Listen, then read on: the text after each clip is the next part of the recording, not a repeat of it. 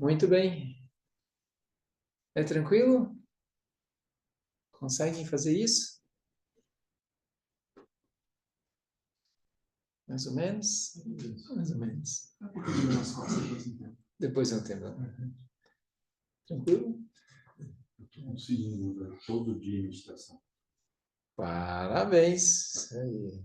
Eu comecei, eu vi como foi benéfico. Eu não digo que eu faço assim bastante, às vezes tem dias que eu faço 10 minutos, mas eu faço. Eu sei que foi, mas eu vou lá e faço 10 minutos. Porque daí eu comecei a perceber mudança em mim. Depois que você percebe a mudança, aquilo é um hábito que você quer na tua vida. Uma coisa que eu percebi. Eu fazia esporádico, eu fiquei um bom tempo quando eu fiz, principalmente o curso com você aquela vez. Eu fiquei um tempo assim sem fazer. Depois eu lembrei, revivi, daí quando eu fui lá no retiro, no Sucavati, pera lá, esse gostoso, eu quero de novo. Legal. Vocês ouvem bem quando o pessoal fala na sala aí? Ouve? Tá. Beleza. Danise, já que você tem pé, pega o quadro do Roda da Vida para mim, que está na salinha ali, por favor. Vejam, por que a gente já fez a prática no início, né? É porque, como eu estava dizendo, é pré-requisito, né? Então, gradativamente, a gente vai implementar a ideia deste curso. É claro que talvez a gente não consiga tudo, né? Mas um pouco a gente vai tentar fazer uma meditação analítica. Então, sempre tem esses dois grandes grupos, né? Vamos pensar assim, a prática de shamatha, que é de estabilidade, e a prática de vipassana, que não é o vipassana, é vipassana, que é a prática de meditação analítica, que é onde realmente cai a ficha, né? Que é o que a gente precisa mudar um pouco a visão, né? O lugar da onde a visão não dos olhos, mas a compreensão, né, sobre a mente e sobre os processos internos. E quando eu divulguei o nome, né, a clareza dos processos está na salinha ali, ó, o quadro da Roda da Vida, na entrada. Fora? Abrindo a porta? Não, não, não. Embaixo do sofá, tem um sofá. Isso. Ah, retirada para ele? Isso, esse mesmo. A clareza de como os processos internos se dão já é a liberação. Então, acho que eu vou precisar de um desse aqui também. Ô, Ângelo, pega lá para nós esse aqui. Pega.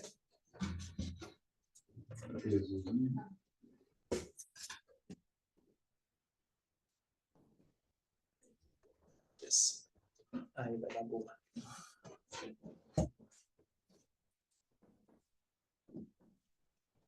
Vai.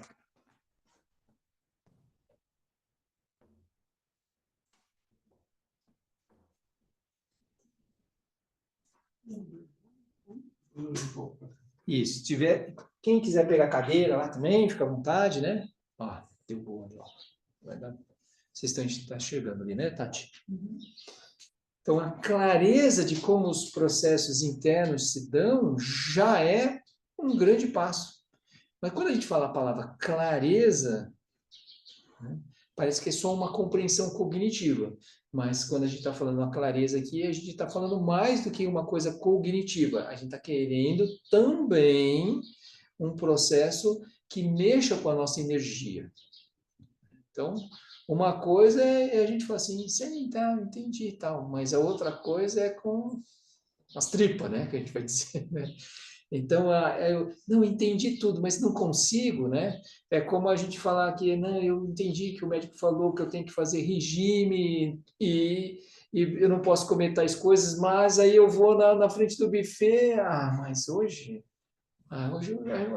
eu acho que eu mereço. Né? A vida está muito dura, assim, eu não vou ficar me violentando, né? Parece que alguma coisa tem uma energia que fala mais alta.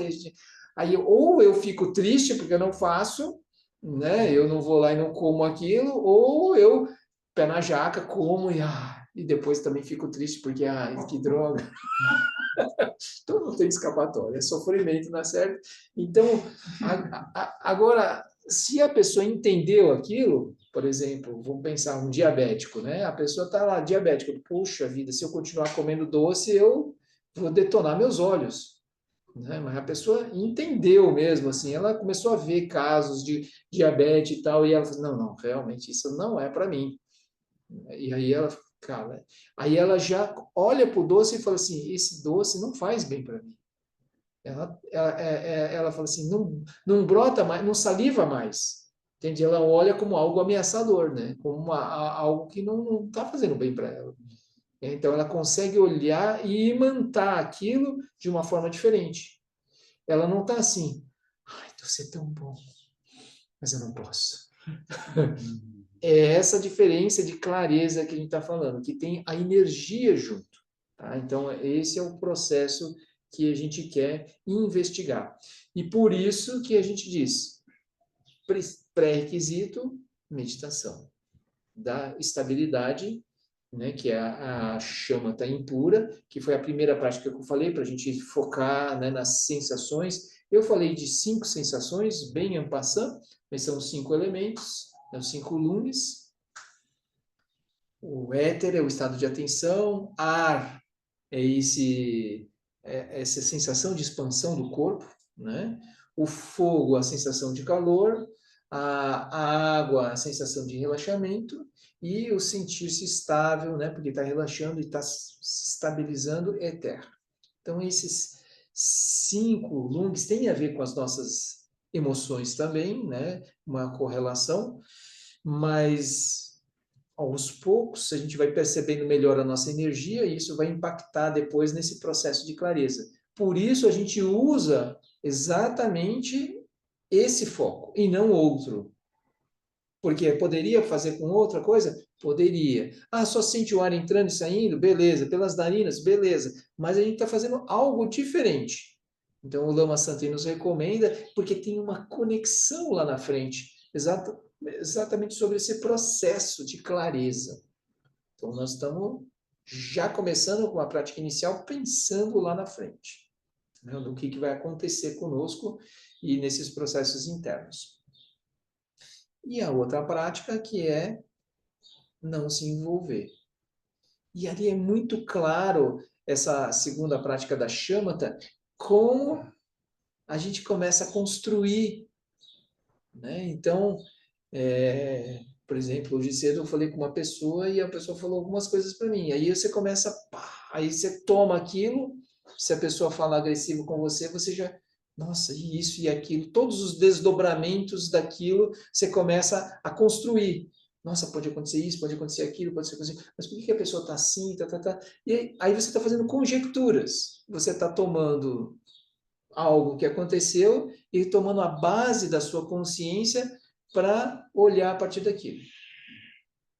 Né? Você escuta um barulho, aí você, o que é esse barulho? Então a sua base da consciência se transfere. Consciência adjutiva já cria alguma coisa dentro da sua mente e você blá, blá, blá, blá, vai seguindo aquilo.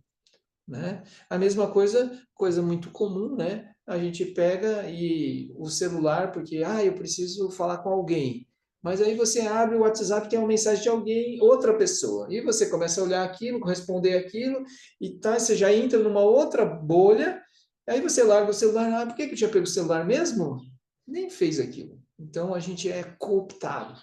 A nossa mente é cooptada. Mas se a gente está atento, a gente está percebendo o que está acontecendo. Mas geralmente a gente não está atento. Então, essa é a realidade, né? E a gente não percebe. Então, é sobre isso. Então, a gente precisa da segunda prática. É como se assim, a gente tem uma mente. Quando a gente não tem um pouquinho da segunda prática, que é shamatha pura, de observar o conteúdo da mente, eu não vou nem conseguir ver os 12 elos acontecendo.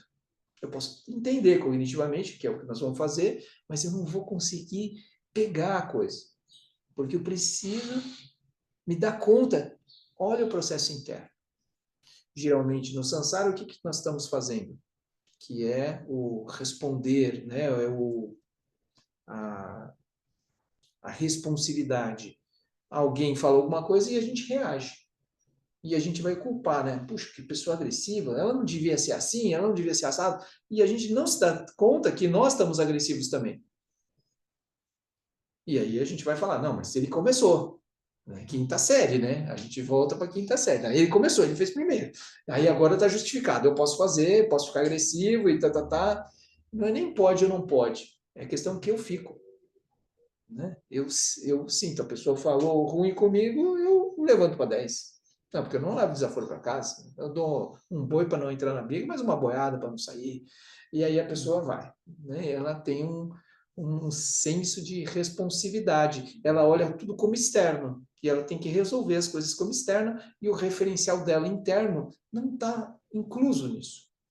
Né? Então a gente precisa da chama pura para começar. Olha como eu fico. Olha como está a minha mente. Olha o que está acontecendo com a minha mente.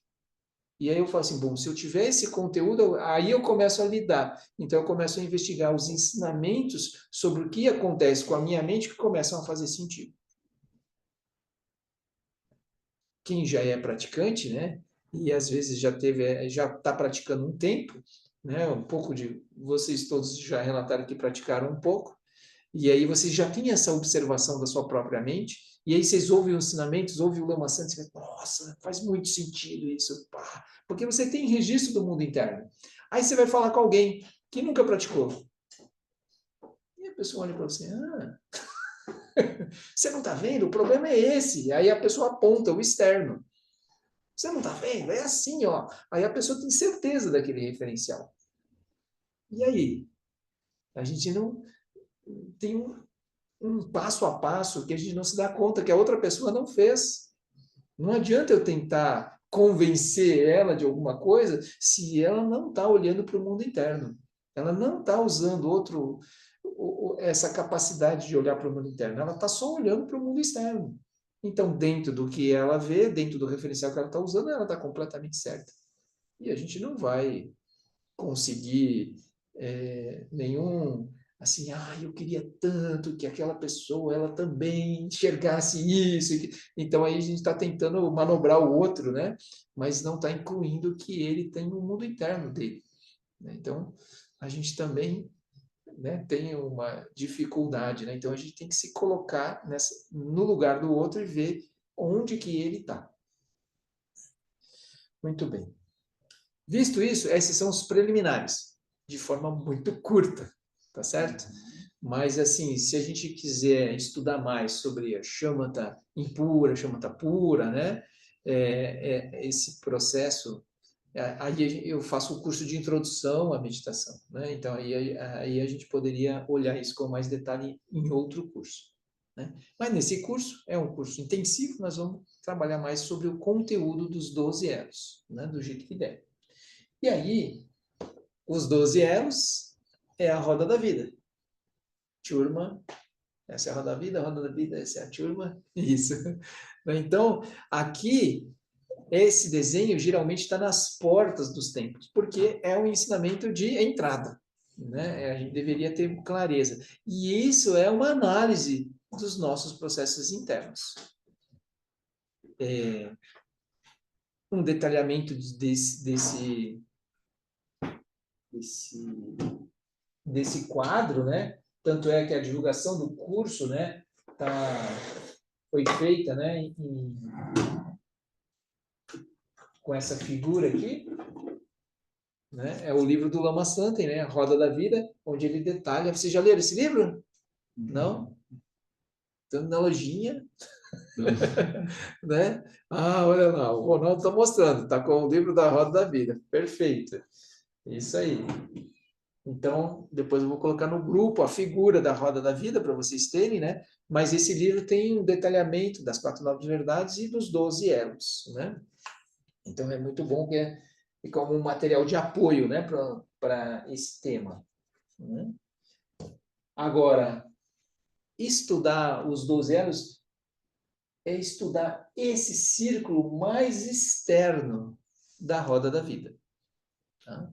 Então, quem não conhece, aqui é o Maharaja que está segurando a roda da vida, que é o senhor da impermanência.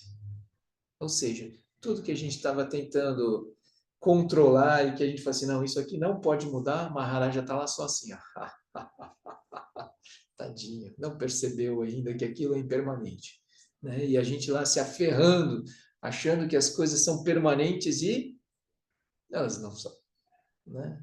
A gente toma aquilo como referencial, como fonte de felicidade, fonte de segurança. Na minha casa nunca vai ter goteira. Aí Maharaja, com o meu carro nunca vai acontecer nada. Né? E aí a pessoa, o Maharaja só está esperando, né? Ou seja, tudo que a gente se apegar, né? De alguma forma a gente vai ser pego por isso, porque se aquilo é impermanente, na verdade não é uma maldição budista, né? O Maharaja não é um ser maligno, ele é só a representação de que isso naturalmente está acontecendo. Se é impermanente, vai mudar. Mas a gente não se dá conta que o processo interno nosso está olhando aquilo como permanente. Então a gente precisaria incluir a verdade da impermanência. Vai dar ruim se a gente achar que aquilo é permanente. Se a gente se mas então eu não posso ter as coisas porque eu vou perder. Não, você não pode ter apego às coisas. Esse é o problema. Não, mas então eu não posso ter carro porque eu vou perder o carro. Não, você pode perder, pode não perder, mas quando você perde, como é que você fica? Acabou o seu mundo? Então você tem, não é o problema do carro, o problema é o apego ao carro. É sobre isso que nós vamos lidar, né? Mas aí você faz seguro, né? Aí você fala, não, agora eu estou protegido. Mas aí devolve o carro. Aí você leva na oficina. Aí não tem peça para consertar. Aí você, como é que você fica? É impermanência. O Maharaja bateu. Aí você fica sem carro igual. E aí? Aí você briga com a montadora. E aí você fica muito bravo. E o que adianta? Né? O ponto é que você está sem carro, você tem que lidar. Como é que você vivia sem carro? Agora você vai viver sem carro. Aí depois o carro pode voltar e assim a vida segue. Porque Maharaja, a impermanência existe. Se eu tomar, quanto mais eu tomo aquilo como fonte de segurança e fonte de felicidade, mais eu vou sofrer. Mas o Maharaja segura para lembrar, então, a roda da vida. Então, tudo que a gente está falando aqui dentro, estamos sob o domínio da impermanência. O Buda, a clareza, a lucidez da nossa mente, está fora da roda da vida. Ele está além da impermanência, apontando o que é permanente. Então, se a gente pode pensar em alguma coisa que é permanente, a princípio, vamos colocar como essa clareza dos processos internos, que é o que vai apontar a nossa verdadeira natureza. E isso é o que está fora. Então, por isso que está fora da roda da vida. E tem um processo de a gente sair, né, de dentro da roda. E que é esse exatamente o que nós estamos querendo fazer. Como é que eu saio dessa confusão? Então, os 12 elos especificamente contam como 12 etapas, como é que eu entro dentro da roda e vou passo a passo construindo a última experiência, que é sofrimento. Em última análise, é como é que eu construo o meu próprio sofrimento. E se eu faço o caminho inverso, eu vou ver, eu parto da realidade. Não, eu não quero saber como é que eu construí o sofrimento, eu quero saber que eu estou sofrendo agora. Então, ótimo. Então, a gente faz a análise ao inverso. Então, eu posso ver como eu construí o sofrimento ou como é que, se eu estou sofrendo agora, como é que eu desmonto o sofrimento. Se o meu sofrimento está baseado na etapa anterior, aí eu vou analisando no sentido inverso. Então, são dois estudos. Um no sentido horário e o outro no sentido anti-horário. Mas para dar uma visão geral, essa roda da vida é exatamente a roda da vida que está no templo do SEB Caminho do Meio, lá em Viamão, onde é a sede do SEB, onde o Lama mora, que em breve acho que vai mudar, não sei. Enfim. Então, lá é um templo muito lindo, bonito, com as paredes todas pintadas assim pela Tiffany, né? Um trabalho precioso assim. E essa roda da vida tem umas coisas contemporâneas. Não dá para ver, você tem que tirar uma foto, tem até um McDonald's aqui, assim, tem um meme do McDonald's aqui no reino humano, não é? Mas está bem miudinho, né? Não dá para ver direito.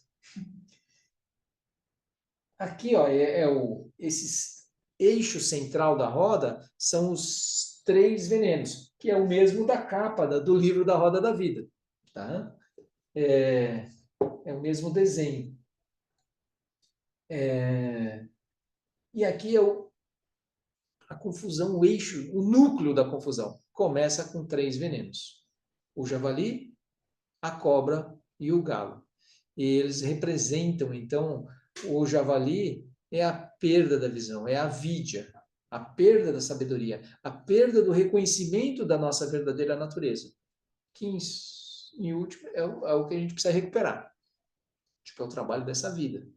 Se a gente não sabe por que a gente veio, então a gente veio para isso, nessa vida, né? É um bom motivo para estar vivo, né? Recuperar essa natureza que a gente está meio que esquecido. Não quer dizer que a gente perdeu, ela está aí. A única coisa é que a gente não está com consciência dela. A gente não está operando a partir dela. A gente pode ter vislumbres. A diferença entre nós e o Sakyamuni é que ele se deu conta. E aí ele começou a ensinar como fazer isso. E todo o budismo é esse processo de como ensinar a gente recuperar essa clareza de nossa verdadeira natureza. Mas a gente perdeu, esqueceu, né? Então a gente está lá com o javali operando. A vidya. Esse javali, a vidya, é igual ao primeiro dos 12 elos. Tá? Então é por onde a gente entra, é a porta de entrada onde a gente começa o sofrimento. A gente não se dá conta. Um exemplo que o Lama usa do time de futebol, né? No momento que você escolhe um time, parece que tem algum problema? Não, não tem problema algum. Mas ali começou a encrenca. Então a gente tinha uma liberdade. A gente olhava todos os times, né, com alegria. Não, mas agora tem o meu time, o meu São Paulão, né? E aí eu começo a torcer. Aí o meu olho já fica um pouco pesado para os outros. Aí o que começa a acontecer? Tem a cobra e o galo. O galo é a atividade incessante da mente. Eu já não olho por igual para todos os times, eu olho para um time específico. Eu quero saber se ele vai bem, se ele vai mal. E eu olho para os outros querendo que eles não vão muito bem, porque senão eles atrapalham o meu, né? Então, o galo é uma atividade incessante para promover o meu time. É natural, assim, a pessoa, não, eu estou torcendo. A gente gosta do time de futebol porque já pouca gente, né? Mas no Brasil a gente ainda é muito futebol, né? Mas aí a gente vai, mas eu não tenho muito interesse. Especialmente o pessoal budista, assim, o pessoal que vem nas práticas, assim, eles não estão muito aí pro futebol, né? Mas aí a gente tá pro time do eu mesmo, né? A gente tem alguma coisa que a gente torce, né? Pense. Fale mal do projeto do Sérgio Cavati. Eu não sei como é que eu fico. Eu fico meio ruim, assim, né? Como assim? Tá falando do meu projeto? Meu projeto já tá totalmente avidiado, né? Nem meu é, né? É um projeto. Então, é isso. A gente começa a defender alguma coisa. Seja bom, seja ruim, não importa. Se você cria esse senso, você perdeu a sua amplitude, né? Então, esse é um ponto. Aí a pessoa começa a ter o galo, uma atividade incessante para defender aquilo. É isso que a gente faz. Aí eu escolho uma profissão. Aí eu começo a olhar tudo. E junto apego com isso, né? Isso. O galo é essa atividade incessante, é um apego. Desejo e apego. Então eu desejo ter mais coisas e tem as coisas que eu tenho, não mexe. Porque se mexer, o que acontece? Falar mal do meu time, o que acontece? A cobra. Então, é um processo de retroalimentação. O que é a cobra? É uma energia de defesa.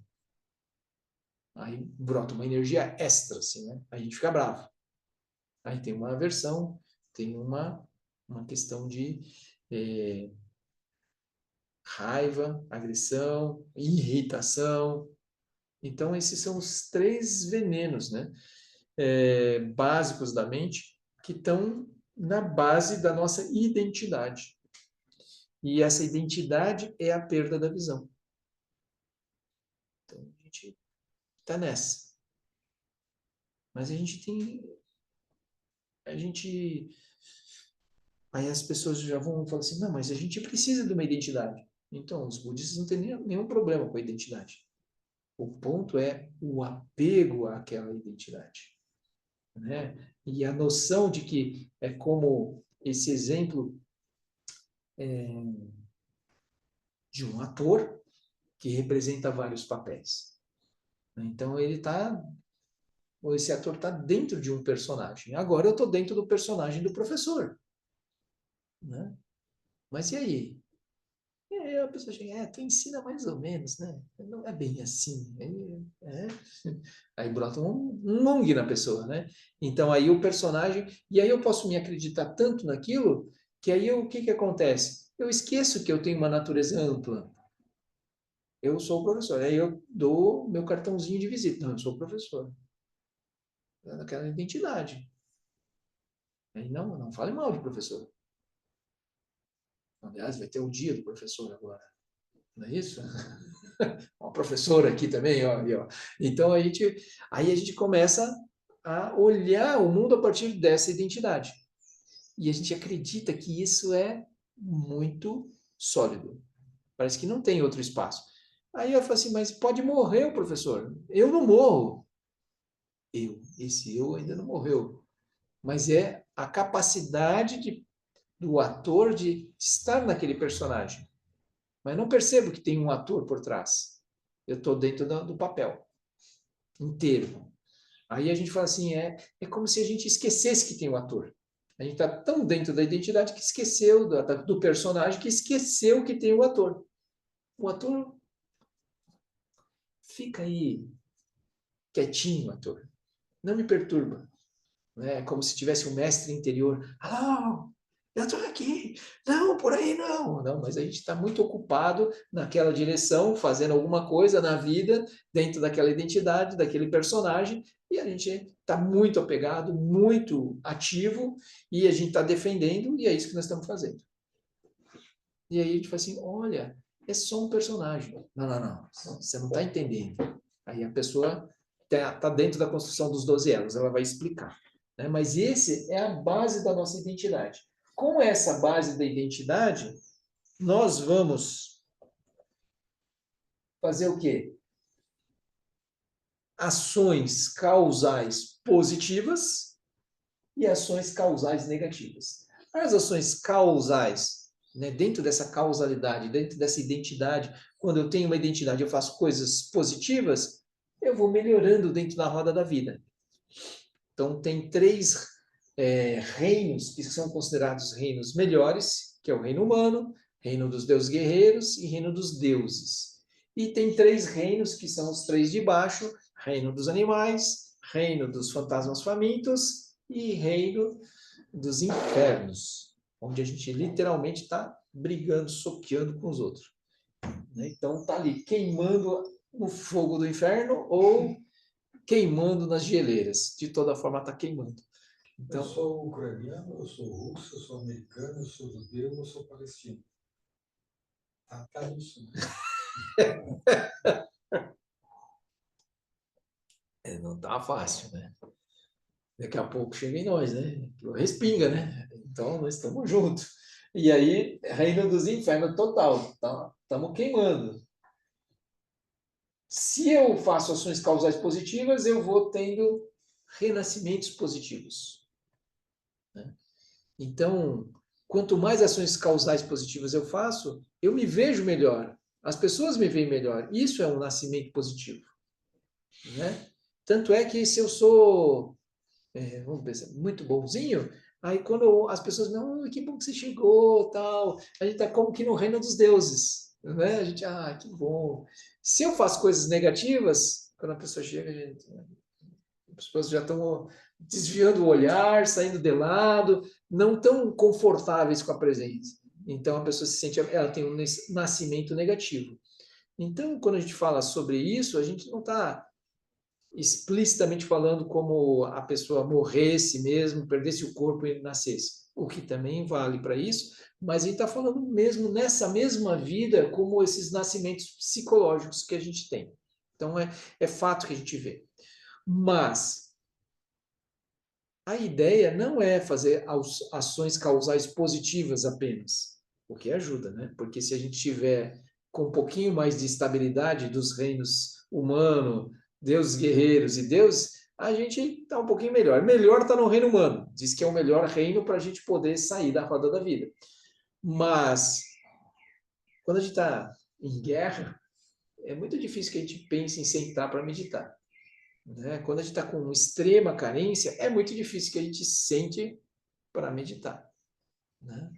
E quando a gente está num torpor, né, numa zona de indiferença, de desinteresse, é muito difícil que a gente sente para meditar.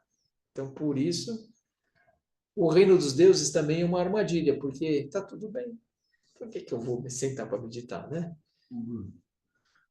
Cada vida que eu venho, eu vou viver esses 12 elos, né? Eu vou passar pelos 12 elos. A identidade é o centro, é a tua mente kármica. Ou a tua mente, tua Vamos chegar consciência. lá. Tua consciência. Vamos chegar lá. Mas daí a gente vive, cada processo que a gente vem aqui, a gente vive esses 12 elos. Vamos pensar cada experiência, não cada vida, a cada experiência. Hoje você acordou, e já teve várias experiências. A cada experiência. Não é só a vida como um todo, mas é Sim, no a cada processo experiência. contínuo eu vou viver esses 12. Isso. E aí o centro é o que é a identidade. Quando você purifica aquela identidade, ela vai crescendo por um outro caminho. Aí a ideia da purificação não é a ideia da pureza da identidade. Não é a pureza da identidade, porque a identidade faz tudo certo. Não é isso.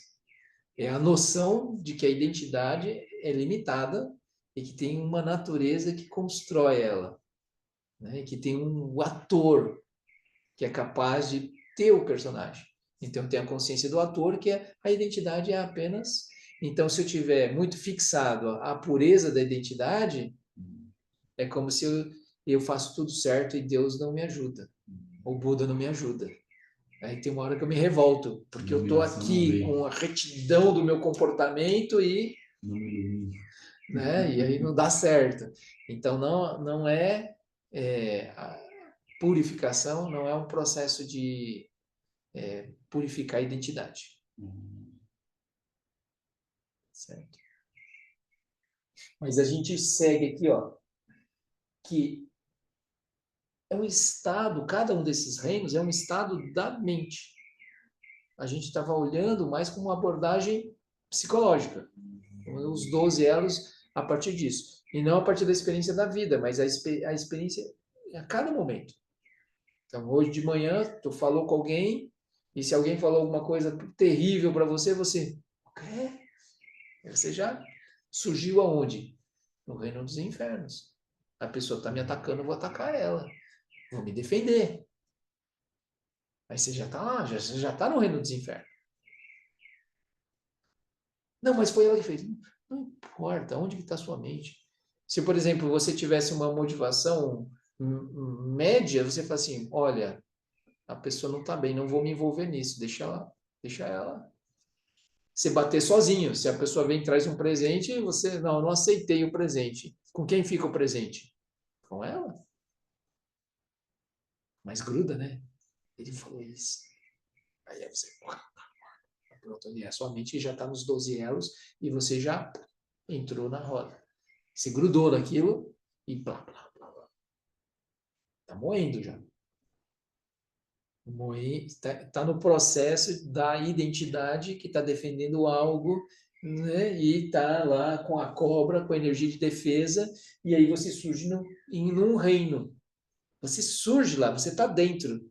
E você só está raciocinando a partir daquele olhar. Se você tivesse uma motivação mais elevada ainda, você fala assim, nossa, essa pessoa está com um problema, como é que eu faço para ajudá-la?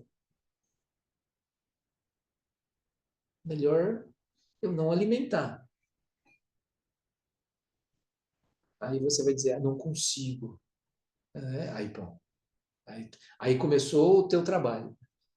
Né? Não consigo. Aí, opa, ela moveu algo dentro das suas estruturas. E aí é sobre o que você não consegue exatamente. Então é sobre essas estruturas que a gente tem que fazer. O que ele está fazendo, dentro da loucura dele. Mas o que você está fazendo na sua loucura é o que interessa. Porque você só é capaz de mudar a sua própria mente. Se você investigar e olhar para esses processos. Aí você começa, opa, olha como eu fico.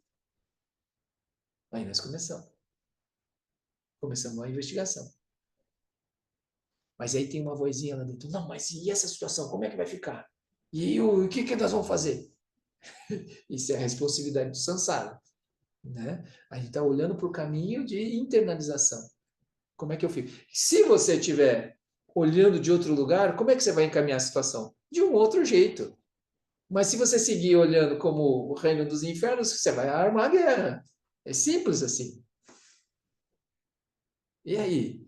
Então a gente precisa, vai mudar a nossa ação externa? Claro que vai. Não, mas eu preciso saber. Mas como é que fica isso? Isso é a própria identidade falando, querendo sustentar uma identidade.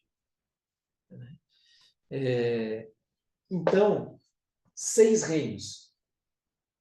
Reino humano seria... Por que o reino dos deuses guerreiros, a gente está sempre comparando, competindo, e querendo subjugar o outro, ou se sentindo inferiorizado e querendo derrubar o outro. Os dois estão na mesma. O que vence está num lado, o que é derrotado está do outro, mas eles estão no mesmo reino. Não, mas eu quero estar no reino, esse aí, no lado que ganha. Pronto, já está. Né? O reino dos deuses, ele sempre ganha, então ele não está preocupado. Vamos lá de novo, vou ganhar de novo. Então é tipo o reino dos deuses, ele já nem se... Então por isso que tem essa árvore que nasce no reino dos deuses guerreiros, mas quem colhe os frutos são os deuses. Mas estão nem aí com os deuses guerreiros, porque eles sabem que vão ganhar. O reino humano é o lugar mais propício porque não tem uma coisa assim tão sólida, não tem um sofrimento que dure tanto, né? Como não tá, mas tem umas pancadinhas de leve, né? Às vezes umas mais fortes, outras mais fracas, ou seja, que aí a gente começa a dar uma olhada assim para o lado, né? Tipo treinamento para cachorro, né? A gente toma umas bordoadas e tem que olhar para o lado, né? Agora mais não pode, agora é reforço positivo. Mas é assim, puxão do karma, né? Ou seja, a gente tá lá, toma umas pancadas da vida e a gente, opa, aí a gente começa a investigar. Ou a gente, essa é a possibilidade do reino humano. Às vezes a pessoa pode ir para um outro reino, ou seja, ir para, tipo, briga de herança de família. A pessoa, veja, é uma coisa sem sentido, né? Porque a pessoa podia dividir, usufruir, mas não, a pessoa quer mais, quer mais, quer mais. Aí ela não usufrui de nada, fica um litígio a vida toda, ela passa a vida dela brigando e nem usufrui, nem o outro usufrui. É uma falta de, né? Mas não, mas eu não vou deixar, não vou deixar. Tem uma mágoa ali, tem uma coisa, e a pessoa continua brigando. E elas estão aonde? No reino dos deuses guerreiros, um pouco no reino dos infernos, e daí a gente começa a ver que não é as emoções, elas não são puras. É puramente isso, puramente... tem uma mistura um pouco dos dois. Mas aí, tudo isso é uma introdução. O ponto principal, então, é a gente começar a olhar elo por elo. E esse é o ponto. Como que a gente constrói. Vou fazer um sobrevoo e depois nós vamos detalhar um pouco mais isso e buscar experiências, relacionar com as nossas experiências para a gente vivenciar um pouquinho esses elos, tá? Então, o primeiro elo é como o javali, é por onde a gente entra. No SEB, especialmente, o Lama Santa enfatiza muito os ensinamentos do Prajna Paramita, que é a perfeição da sabedoria. É como o caminho para mim atravessar essa compreensão que tem uma identidade, mas que tem o ator.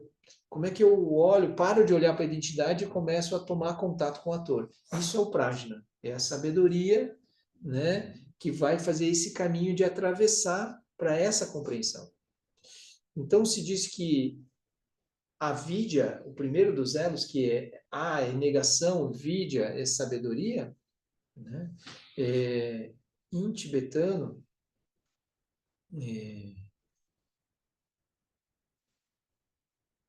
Rigpa, né? Esse vidya é Rigpa em tibetano. E o primeiro elo seria Ma Rigpa, a perda da sabedoria. Então, nosso processo de recuperar vidya ou Rigpa, né? Mas é como se fosse uma porta, né? A gente entrou, quando a gente sai da porta, sai, está escrito avidya, né? E quando a gente entra, está escrito prajna. A gente está entrando na sala de prajna. É o caminho para recuperar, então, para sair da roda da vida. Mas a gente vai dar uns passos lá, e aí pode ser que a nossa mente continue operando do mesmo jeito. Então, é uma operação da mente, automática, que a gente não percebe. Então, o Lama usa o exemplo do cubo, né? E geralmente eu uso um exemplo de um sino. Ah, tá ali o sino. Eu tinha visto.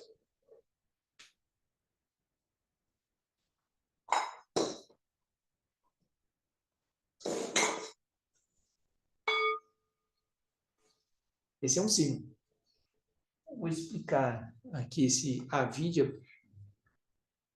Esse é um sino, gente, ó. Vocês já conheciam um sino japonês, tibetano? Todo mundo conhecia? Né? É um sino. Mas aí a gente fala assim, é um sino. Mas tem uma vidya aqui. A gente perde a experiência, né? Porque quem diz que é sino? A gente não está se dando conta que surge junto com o sino, coemerge junto com o sino, o praticante. Para que serve o sino? A gente escuta, a gente assim direita, vamos sentar, vamos praticar. A gente também condicionado ao sino, né? Então, 3 toques começa a prática. Então, uma sala é regida pelo sino. Mas o sino surge, é uma experiência de sino. Vejam, se eu botar uma aguinha aqui, ó, e der para o gato tomar, o gato vai tomar água? Ele vai dizer, não vou tomar porque é sino. Ele não vai dizer isso. Ou seja, no exato momento que surgiu o cuidador do pet, e eu der água para o... né? Mas pode surgir o pessoa que cuida da sala de prática, o que você está fazendo com o meu sino? Tá maluco? Né? Mas aí já surgiu a identidade, né? Mas não tem nenhum problema, né? Não tem nada inerente a esse objeto que diga que é sino, a não ser o quê? A nossa própria mente, fazendo isso. E isso é com tudo. O Lama usa o cubo, né? O desenho do cubo, né? Quem já ouviu falar. Então tem o surgimento do cubo. A gente olha num papel o desenho de um cubo. E aí a gente fala assim, sim, um cubo. Tem no livro da Roda da Vida. A experiência de cubo.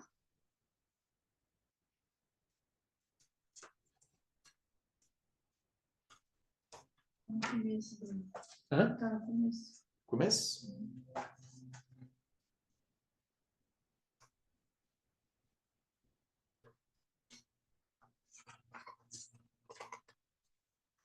Depois eu acho. Não sei onde está, não. Isso. O ponto principal é que quando a gente olha para aquilo e vê o cubo, a gente está adicionando a experiência tridimensional, porque nós temos uma experiência prévia de cubo. Página 45. 45. Olha aí. Muito obrigado. Está no meio. Está aí já. Isso. Vocês conseguem ver um cubo aí? né? Consegue ver um cubo? Como que vocês conseguem ver um cubo? Aqui só tem 2 eixos, x e y, né? É um plano, mas a gente consegue, né? Um pouco antes. Aqui também tem um cubo. Esse está meio igual. Então, esse desenho que a gente consegue ver um cubo é porque a nossa mente adiciona a profundidade, mas a gente não percebe isso. A gente não se dá conta disso, que a mente tem um processo interno de criar. E essa criação, a gente não percebe o que está fazendo. Então, tem o Lama vai chamar de ocultação aquilo. A gente não percebe. Esse não perceber é a vidya operando. Assim como a gente está criando o sino. A gente não percebe que está criando o sino. Parece que o sino está fora, separado de nós. Então, a gente não percebe que ele é inseparável. É sino, Bruno. Para de se alugar. Né? Mas se eu puser, o bicho vira... Se esse pezinho aqui estiver faltando e eu botar isso aqui para escorar o móvel, virou pezinho de armário. Se eu colocar uma plantinha aqui, virou vaso. Então, sempre... Quais são o que é isso? O que a minha mente construir com isso. Se eu botar no fogo muito forte, ele vira líquido. Né? Então, ele não existe por si só. Ele precisa do observador. Ele é um objeto e tem um observador. Mas quando a gente fala tem uma experiência de sino, então eu estou incluindo que tem o observador e que tem o objeto. E que tem uma construção do objeto. Então eu começo a ver que aquilo não é separado, não é separável da minha mente, é inseparável da minha mente. Tem um processo de construção do cubo do sino. E quando eu coloco isso, eu acabo criando uma... Quando eu começo a olhar como sino, eu crio uma cegueira. Eu não consigo ver outra coisa. Né? E dentro da nossa louca de praticantes, dentro do nosso mundo de praticantes, isso faz completamente sentido.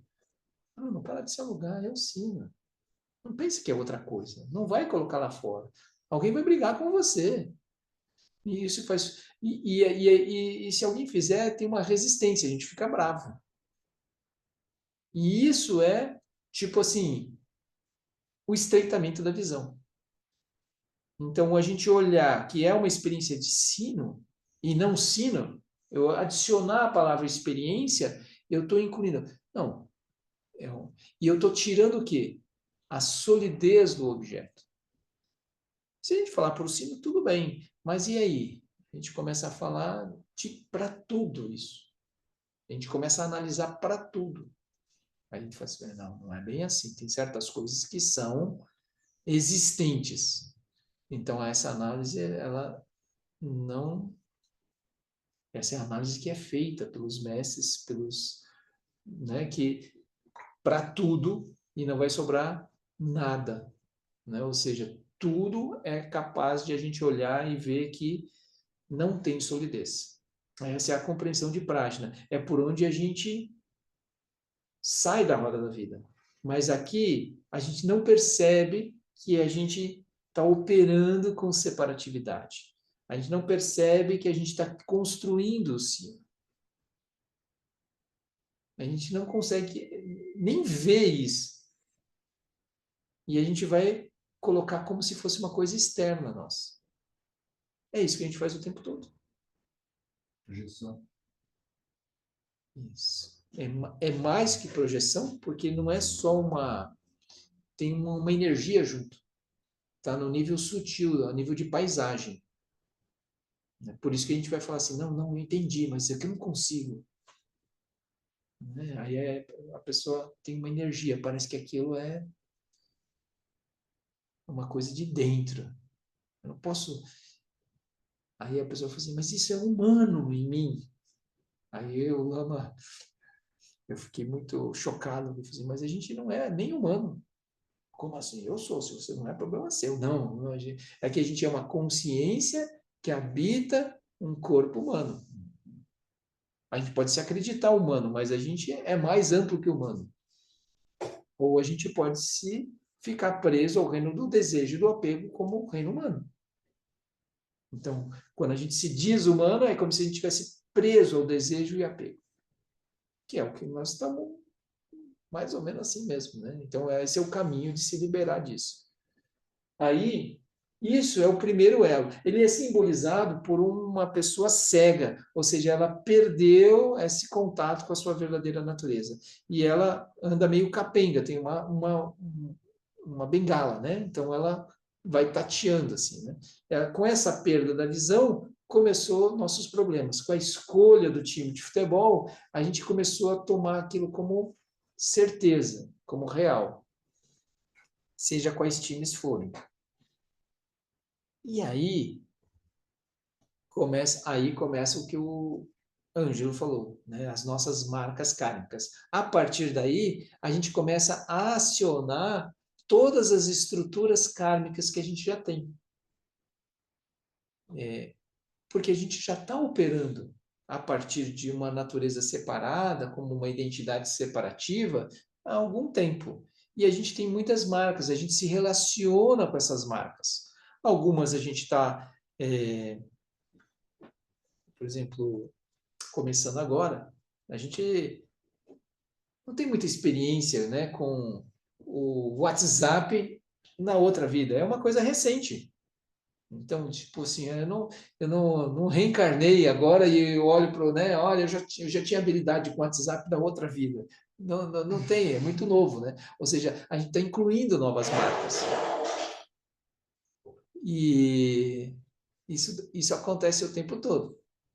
A gente inclui novas marcas, mas a gente tem tendências. Então, uma criança se diz que não vem uma tábula rasa, é uma mente, é um contínuo mental que surge com várias tendências. O processo educativo vai fazer com que a gente reforce para que aquilo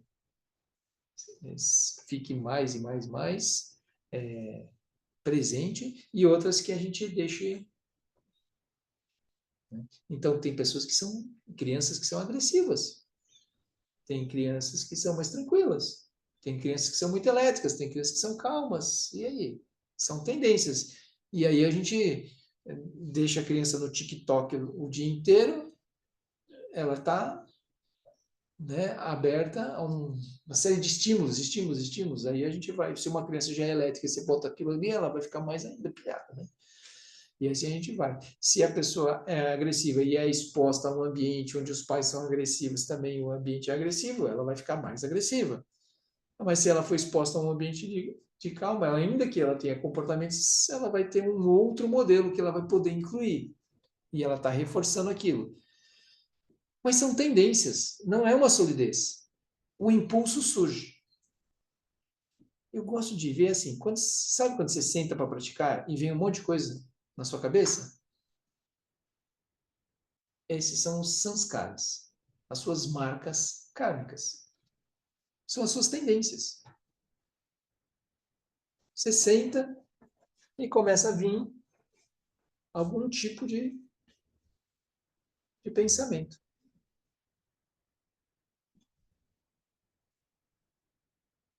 Por exemplo, hoje é feriado, né? E aí você senta, o que eu vou fazer no feriado? Tem certas coisas que vão vir na sua mente. Isso faz parte desse alaya vijnana, seu alaya vijnana. E tem certas coisas que não vão surgir, não fazem parte. Entende? Então você senta lá, o que a gente faz no feriado? Ou você vai conversar, tem uma live ginana da família. E aí, o que nós vamos fazer no feriado? Vamos viajar. Vamos fazer. Vamos ver o teatro das crianças. Vamos. Você vai pensando. Tipo, talvez numa live ginana da pessoa não surja. Vou fazer um curso dos 12 elos. Né? Assim, vamos, isso! Né? Então, estamos nós aqui, né?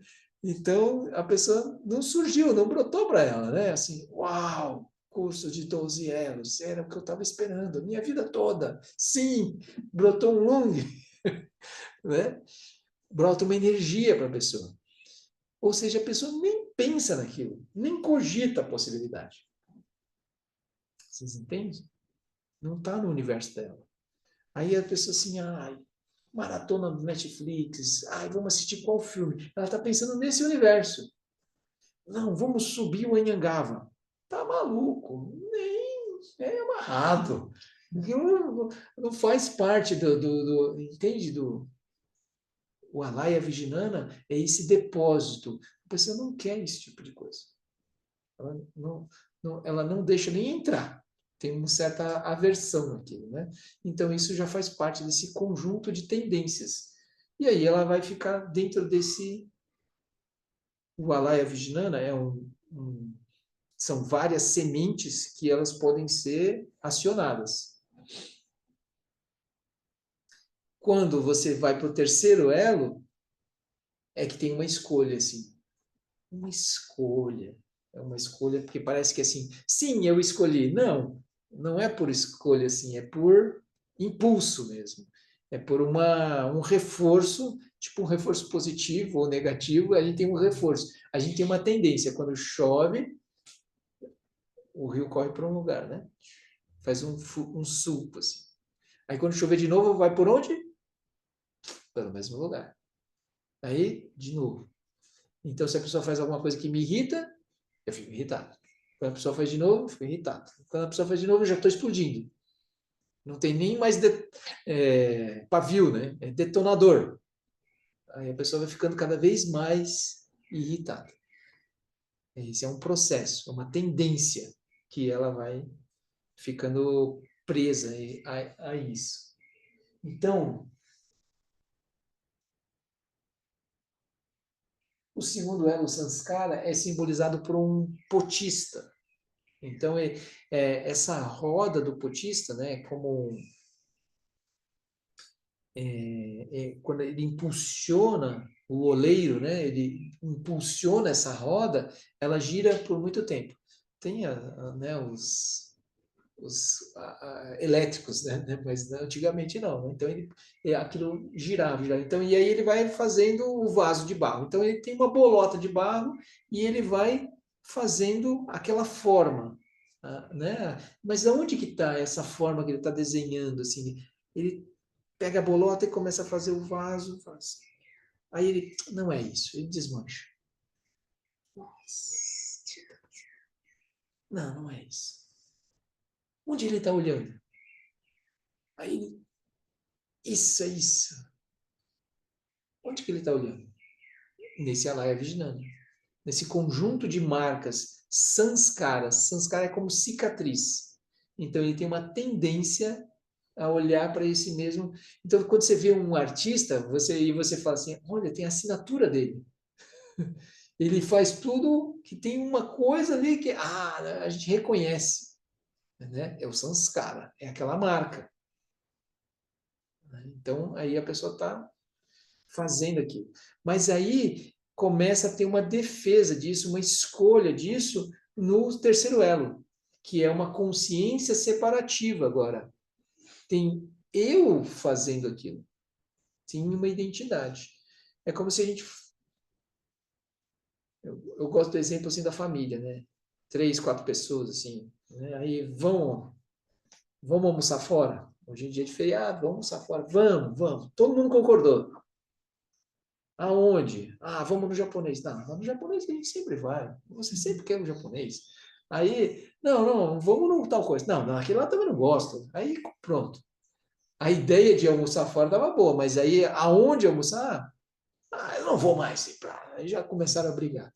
Ou seja, né, tem uma defesa da identidade, daquela escolha, tem uma tendência.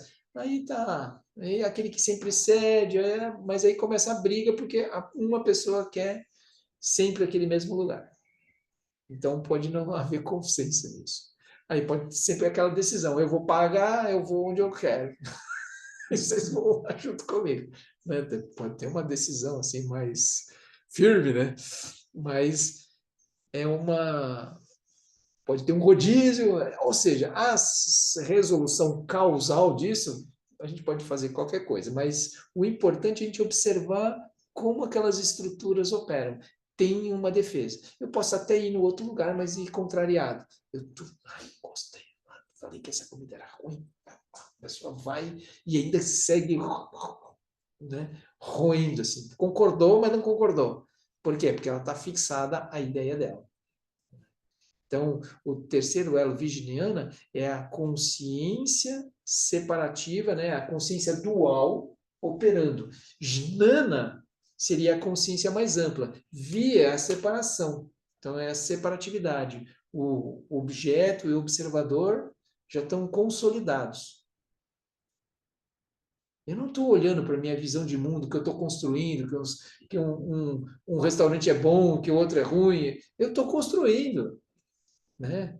É que nem você falar para a criança que come esse brócolis aqui. Não, eu não gosto. Né? E aí a pessoa, não, eu não quero. Não, mas experimenta. Não, já experimentei. Né? A criança não está aberta, né? Não, você tem que entender os vários alimentos, você tem. Eu não gosto, né? Então a pessoa está presa naquilo. Então ela já tem a escolha, ela tem um sentido de identidade. Então esses três primeiros elos é essa formação da identidade. São processos muito sutis. Primeiro, eu perdi a visão. Segundo, porque eu já perdi a visão, eu já estou com um conjunto de marcas, de coisas que eu olho externas a mim. Eu bato o olho e já tem, tá? TV, almofada, parede, tudo, todo esse universo está dentro do meu Alaya Vijnana. É automático. Está no olho. E a pessoa fala assim, mas tá tudo bem? O que que tinha no chá? Qual o teu problema? Isso é completamente coerente, não tem nenhum problema com isso, mas a gente está perdendo a clareza de como o processo interno se deu. Né? Vocês vejam, vocês chegaram aqui, vocês viram uma sala de meditação, né? Mas de terça e quinta, aqui é uma sala de yoga. Olha os bolsters lá, ó. Botei tudo lá. Então, viram brigar comigo, para a gente não amassar os bolsters dela. Então, aqui é uma sala de yoga. Caiu de yoga, uma aula de yoga muito boa. Aí a gente fala, então tá. Mas quando os alunos chegam, eles não veem uma sala de prática de meditação, eles veem a sala de yoga. Né? E aqui já foi outras coisas. E daqui a pouco pode virar um escritório. Não tem nada inerente à sala de meditação. Depende do olhar. Veja, vocês tiraram o sapato. Eu nem precisei falar para vocês, vocês tiraram. Né? Já está no nível da paisagem ali, já tem coisa. A pessoa olha e tal. Ninguém entrou de sapato. Né? Obrigado. Então, na sala de prática, a gente tira o sapato. Né? Não tem nenhuma plaquinha, tire o sapato. Né? Mas já tem lá um chinelinho, já tem lá um aparador de sapato. Aí as pessoas tiram o sapato. O que não é muito comum na nossa, né? Mas já está um pouco incluso, né? Praticantes do centro budista. Pode ser que quem chegasse pela primeira vez não sabe, né? Mas aí você já não é lá de tira o sapato. Já está no nível da paisagem. Não precisa nem falar. A pessoa já um pouquinho ela olha, quem chega pela primeira vez e funciona. Você entende? Faz parte do Alaya Vijnana. Bruno, Fala.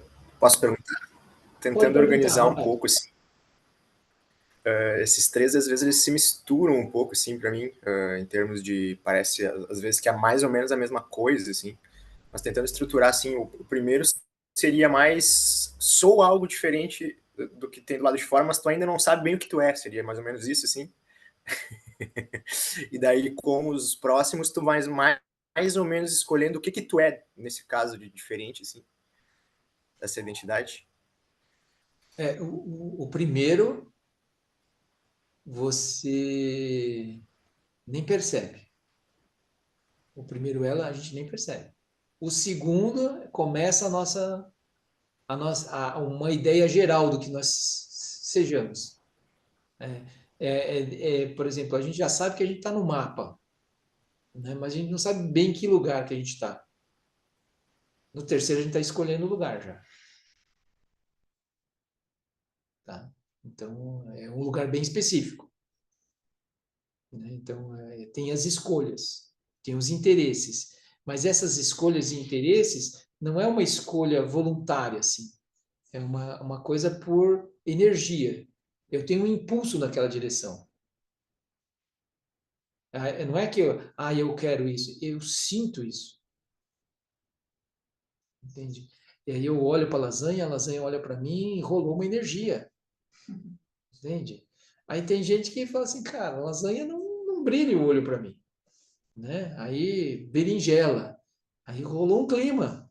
Entende? A berinjela está falando comigo. É diferente. Entende? Aí pode surgir aversões bem definidas. Não, quiabo não. Jiló não. Não, nem. Aí já isso está no nível de paisagem. Mas come. Quanto tempo faz que você não come? Não, eu nunca comi. Então, como é que a pessoa sabe que é ruim? Não, já me falaram. Não quero nem. A pessoa. Eu me lembro que quando eu era criança eu falava que eu não gostava de manga. Eu falei assim, ué, por que eu falava isso? Eu não sei. Até um dia que eu experimentei a manga, eu falei assim, por que eu falo que eu não gosto? Eu não sei, eu me lembro que eu me dei conta, uma vez que eu comi a manga, eu falei assim, uau, que coisa boa. É assim. Ficou claro, Ronaldo? Mais ou menos, é isso. É bem. Do primeiro ao sexto elo, é muito sutil. É tipo o que está atrás do espelho. Do sétimo em diante, é que fica um pouquinho mais claro das nossas experiências, né? Então, é um mundo muito sutil, do primeiro ao sexto. É algo que a gente não se dá conta dessa operação. Por isso que a gente está investigando os processos internos que acontecem conosco, né? Então, a gente só começa a ir para o mundo externo mesmo, se coloca no quarto elo, que é a ponte, tá? Namarupa, mente e forma. É quando eu começo a imantar. É como se essas concepções muito sutis, né, que é eu estou operando por avidya, primeiro elo. Tenho marcas, tendências, estou no mapa, mas aí eu tenho uma certa direção. Aí eu estou como uma antena parabólica buscando algo no mundo externo que estabilize o que eu já tenho dentro. Então, qual restaurante eu vou? Eu vou nesse. Qual é a minha alma gêmea? Vamos dar esse exemplo, né? A pessoa, ela está procurando uma pessoa específica de acordo com suas marcas. Vai dar ruim, né? Mas é isso, é o que acontece, né? A pessoa está olhando o mundo, mas ela está projetando. Eu tenho uma praticante e ela é gozado que ela tinha uma ideia de um quadro. E ela buscava aquele quadro e nunca encontrado. E ela estava viajando com a família, aí uma das filhas, olha, o teu quadro está aqui. Bateu o olho, isso, esse é o meu quadro. Era um quadro específico, é uma marca interna de alguma coisa específica. Era isso que eu queria. Ela tinha uma coisa sutil que ela buscava externalizar. E a gente encontra, externaliza, Namarupa, nome e forma. Esse é o quarto elo. Ou seja, é como eu imanto. E isso é a coisa. Como esse processo de Namarupa é maravilhoso. Como que eu imanto alguma coisa? Aí eu olho para uma pessoa e eu estou imantando ela. De acordo com as minhas estruturas. Eu estou vendo ela a partir do meu óculos. Das minhas experiências. Do meu referencial. Eu não estou vendo ela mesma. Eu estou vendo o estereótipo que eu faço dela. Mas é assim, eu olho para cá e vejo sino, esse é o sino. Ai, tem uns que tem um som maravilhoso. Não, eu quero aquele. Então eu vou em busca do sino ideal. Consegui um lá do Sukhavati, bonzão. Aí eu toco o sino, vai longe, não parece que não acaba o som do sino.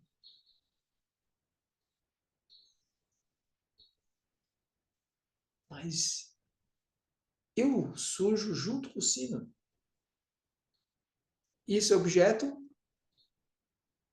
não é um sino inerentemente, ele é uma experiência de sino. Assim como a pessoa que eu olho é a experiência que eu estou determinando.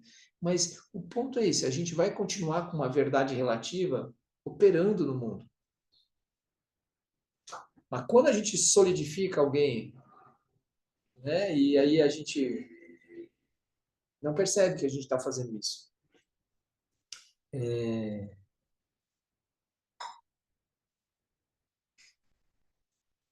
Voltando lá para a Vidya, né? Quando vamos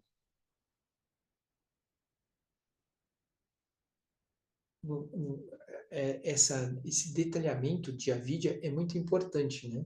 Eu olho como, vamos supor, uma pessoa que é nossa amiga, pessoa que você confia, você tem uma boa relação. E você olha para ele e o que surge para você? Né? Uma energia boa. Meu amigo, confia na pessoa. Mas isso é Namarupa, né? Eu estou imantando aquele ser com um conjunto de atitudes, eu estou falando, não, essa é uma pessoa maravilhosa. Mas ele é ele mesmo. Né? Não é aí o que acontece? Eu não estou observando o quê? Que ele é um ser separado, inseparável da minha mente. Parece que ele é separado, que ele está lá, mas ele é inseparável desse surgimento. E eu estou construindo isso. Estou construindo eu, que olho para ele como um amigo, estou com o objeto, ele, e a paisagem.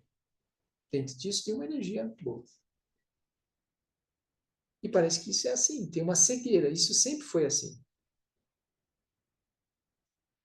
Aí, daqui a pouco, esse amigo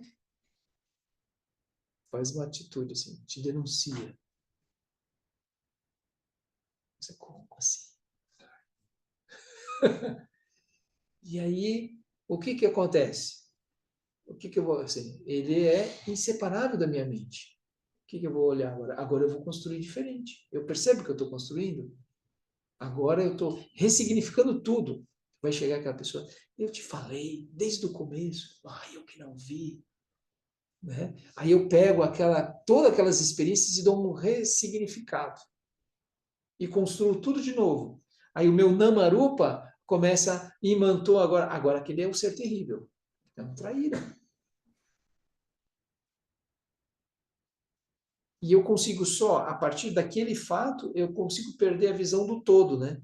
Tipo, teve muitas coisas positivas e teve também coisas negativas. Mas aí a pessoa se fixa naquilo e começa a olhar aquele ser só a partir daquele fato e criar, imantar ele como um ser terrível. Então, ele nem é o ser maravilhoso, nosso amigo, e nem o ser terrível. Ele é. Né? Agora, o que eu construo com a minha mente é o ponto. O ponto não é ele, o ponto é o que eu faço com a minha mente. Esse é o processo sutil. E só que dentro disso, quando eu estou olhando ele como amigo, eu estou com uma cegueira. Eu não estou percebendo que eu estou olhando ele a partir de um referencial. Quando agora eu ressignifico e olho ele a partir da ele é meu inimigo, eu também estou sob o domínio de uma cegueira. Ele nem é meu amigo e nem meu inimigo. Vocês entendem? O ponto não é perceber isso, é que cada um é uma construção. Eu estou olhando como separado. E, na verdade, cada vez eu surjo com uma experiência de amigo, agora como uma experiência de inimigo. Mas a gente tranca. Não, mas você desculpa, mas eu não consigo olhar na cara dele. Tem um trancamento. A gente se fecha naquilo. Eu não consigo. Porque isso, ele aquilo, aquilo outro. Aí pronto, eu começo a analisar a partir de um lugar, daquele que eu estou trancado. A minha mente está fixada dentro daquele personagem agora. Isso é a vidya. operando. Tem os outros elos? Tem. Claro que tem. Gente, o Ronaldo está tomando um chazinho, não sei os outros aqui, mas o pessoal precisa dar uma caminhada aqui, que eles estão sentados no chão. Nós Café vamos aqui. ter- Oh, Ronaldo, aí sim. Eu estou olhando ali para a cara do Gabriel, acho que o Gabriel está querendo esticar um pouco as pernas. A gente vai fazer um intervalo, uns 10, 15 minutos, e já voltamos. Tá bem? Combinado?